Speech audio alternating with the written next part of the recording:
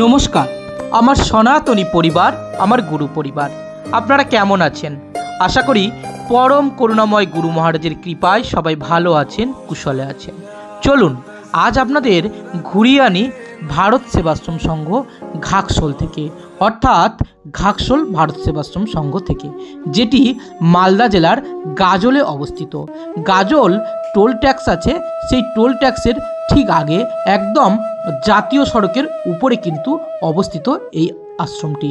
উত্তরবঙ্গে যে আশ্রমগুলি আছে তার মধ্যে কিন্তু এটি একটি অনন্য শাখা, যেটি শ্রীমৎ স্বামী প্রজ্ঞানন্দজি মহারাজের হাত ধরে গড়ে উঠেছিলেন। দেখুন কত সুন্দর গুরু মন্দির, এবং একদম জাতীয় সড়কের উপরে কিন্তু এই আশ্রমটি। এখানে প্রায় 100 থেকে 150 আদিবাসী বাচ্চারা থাকেন, সম্পূর্ণ বিনামূল্যে স্বামীজি তাদেরকে রেখেছেন, এবং কত সুন্দর করে সকালবেলা তাদের কিন্তু ভগবত পাঠ করা শেখায় স্বামীজি নিজে। এখানে আদিত্য মহারাজজি কিন্তু দায়িত্বে আছেন, এবং তিনি এই আশ্রমটিকে সুন্দরভাবে মেনটেন করেন এবং বাচ্চাদেরকে সুশিক্ষায় শিক্ষিত করে তুলেছে। চলুন আগে আপনাদেরকে গুরু ভগবানের দর্শন করিয়ে আনি। এই হলো গুরু মন্দির, এবং গুরু মহারাজের মন্দিরটি এত সুন্দর, আপনারা দেখলে আপনাদের মন ভরবেই ভরবে। দেখুন আপনাদেরকে দেখাচ্ছি। ওম গুরু কৃপা হি কেবলম, গুরু কৃপা হি কেবলম, গুরু কৃপা হি কেবলম। শুধু সুন্দর নয়, মন্দিরের চারিদিকের কারুকার্য কিন্তু অসামান্য। দেখুন কত জীবন্ত লাগছে এখানে গুরু মহারাজকে, যেন গুরু মহারাজ স্বয়ং তিনি সর্বক্ষণ আমাদের মধ্যে আছেন। কিন্তু এখানে এলে যেন একটা অনন্য রকমের অনুভূতি আমাদের হয়। গুরু মহারাজের চরণ দর্শন করুন, এবং আপনারা গুরু ভগবানকে নিবেদন করুন আপনাদের মনের কথা। এই আশ্রমটি খুব সুন্দরভাবে সাজানো গুছানো, এবং এই বাচ্চাদের সঙ্গে আমার বেশ কিছুটা সময় কেটেছিল খুব আনন্দে, খুব ভালো। এরা কত সুন্দরভাবে দেখুন ধুতি পাঞ্জাবি পরে তারা আমাদের সনাতন সংস্কৃতির শিক্ষার মাধ্যমে শিক্ষিত হচ্ছেন। পূজনীয় স্বামীজিরা কত যত্ন করে সন্তান স্নেহে তাদেরকে বড় করছে। এই আশ্রমের বিস্তীর্ণ বাগানে আম, জাম, কাঁঠাল, নারিকেল ইত্যাদি গাছে পরিপূর্ণ। সেখানে শান্ত সুনিবিড় ছায়ায় ছেলেগুলি কিন্তু বেড়ে উঠছে তাদের শৈশবের মধ্যে দিয়ে, এবং তারা কত সুন্দরভাবে মিলেমিশে খেলাধুলা করছে, একসাথে ভাই ভাইয়ের মতো আছে, যেটি কিন্তু আমার খুব ভালো লেগেছিল। এবং এরা নানা রকমের গীত, সঙ্গীত, ভগবদ গীতা এবং লাঠি খেলা ইত্যাদি সুন্দরভাবে কিন্তু প্রশিক্ষায় শিক্ষিত হয়েছে। এবারে চলুন আপনাদের ঘুরিয়ে আনি শিব মন্দির থেকে। এই হলো ভগবান শিবের মন্দির।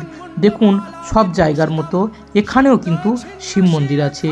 শিবলিঙ্গ এবং ভগবান শিবের মূর্তি দুটিই কিন্তু প্রতিস্থাপন করা আছে, এবং নিত্য পূজা আরতি হয়। দূর দূরান্ত থেকে মায়েরা, দাদারা, ভাই ভগ্নীরা তারা কিন্তু পুজো দিতে আসেন ভগবান শিবের কাছে এবং গুরু মহারাজের কাছে। তারা তাদের জীবনের সমস্ত কথা ভগবানকে নিবেদন করেন।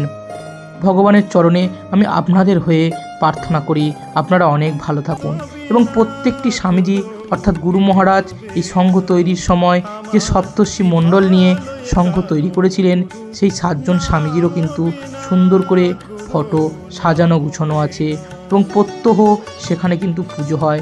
আপনারা দেখতে পাচ্ছেন কত সুন্দরভাবে সাজানো গুছানো। আমি কিন্তু যেদিন গেছিলাম রবিবার, সেই দিন হঠাৎ করে আমি চলে গেছিলাম, গিয়ে কিন্তু আমি এই সুন্দর পরিবেশ দেখতে পেয়েছি, এবং আমার মন সত্যি ভরে গেছে। এটি হলো প্রজ্ঞানন্দ স্বামীজির ঘর। স্বামীজির জন্য, স্বামীজির যেহেতু এই মন্দিরের প্রতিষ্ঠা করেছিলেন, তার জন্য কিন্তু সুন্দর বিশ্রাম মন্দির তৈরি করা আছে। খুব ভালো লাগবে আপনাদের গেলে, আপনারা অবশ্যই করে যাবেন এই আশ্রমে। এবারে চলুন আপনাদের দেখিয়ে আনি শ্রী শ্রী গুরু মহারাজের বিশ্রাম মন্দির। কত সুন্দর দেখুন গুরু মহারাজের বিশ্রাম মন্দির, সাজানো গুছানো, পরিষ্কার পরিচ্ছন্ন, খুবই ভালো লাগবে। এত ভালো লাগবে বলে বোঝাতে পারবো না। এখানে গিয়ে আপনারা বসে কিছুক্ষণ ধ্যান জপও করতে পারেন। এই মন্দিরটি এত সুন্দরভাবে সাজানো গুছানো এবং এত সুন্দর পরিষ্কার পরিচ্ছন্ন, আপনারা দেখলে সত্যিই অবাক হয়ে যাবেন। শুধু ভগবান শিব বা গুরু মহারাজের নয়, নন্দী ভগবানেরও কিন্তু সুন্দর মূর্তি এবং মন্দির এখানে প্রতিস্থাপন করা আছে। এটি ঠিক শিব মন্দিরের পাশে এবং গুরু মন্দিরের এক পাশে শিব মন্দির এবং এক পাশে আছে ভগবান শ্রীকৃষ্ণের মূর্তির। ভগবান শ্রীকৃষ্ণ এখানে কিন্তু সুদর্শনধারী। তিনি যেমন মুরলিও বাজাচ্ছেন, তেমন তিনি ধর্ম রক্ষার জন্যে সুদর্শন হাতে তিনি কিন্তু সর্বক্ষণ রক্ষা করছে এই সনাতন ধর্মকে। দেখুন ভগবান শ্রীকৃষ্ণের সমস্ত যে লীলা এই মন্দিরের মধ্যে তুলে ধরা হয়েছে। আর এই হলো ভগবান শ্রীকৃষ্ণের সেই সুদর্শনধারী মূর্তি।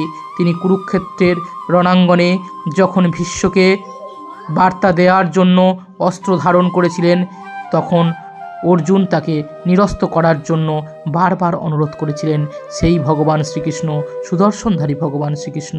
এরপরে আপনাদের দেখাই আশ্রমের গ্রাউন্ড।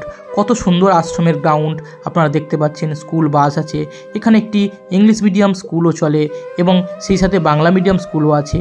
দুটি স্কুল আছে এখানে। আশ্রমের বাচ্চারা পড়াশোনা করে এবং দূর দূরান্ত থেকে অনেক বাচ্চারাও তারা কিন্তু পড়তে আসে। কত সুন্দর গুরু মন্দির আপনারা দেখুন, দেখলে আপনাদের মন ভরে যাবেই যাবে। সুন্দর প্রাঙ্গণে নানা রকম গাছগাছালিতে ভরা এই সুন্দর প্রাঙ্গণখানি যা দেখে আপনাদের মন ভরে যাবে।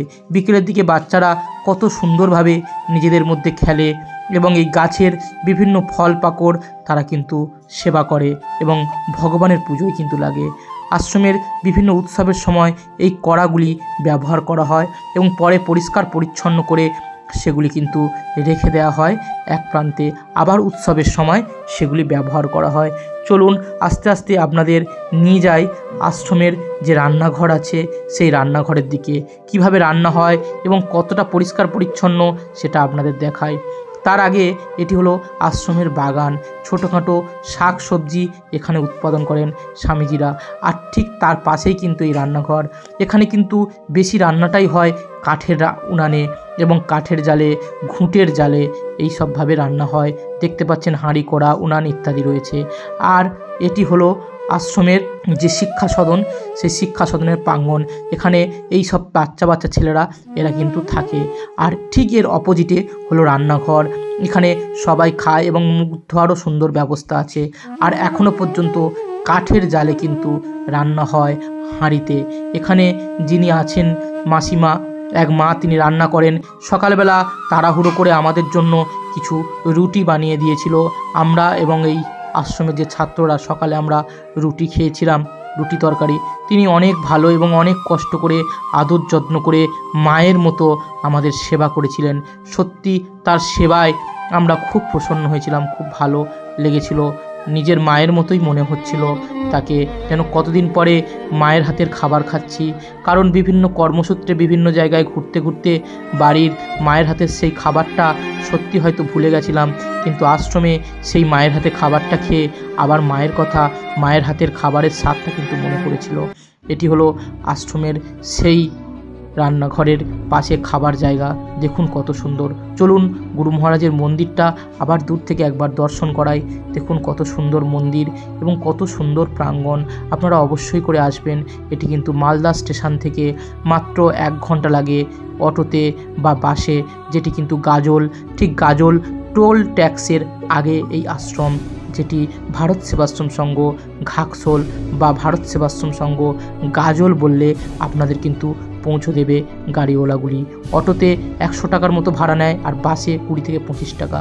এটি হলো যাত্রীনিবাস।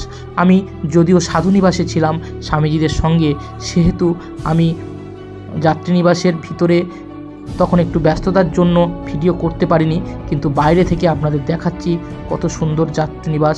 আপনারা দেখুন কত ভালো, খুব ভালো লাগবে আপনাদের এটি দেখলে বা এখানে এলে।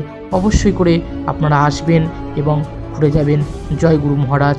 গুরু কৃপা হি কেবলম, গুরু কৃপা হি কেবলম, গুরু কৃপা হি কেবলম।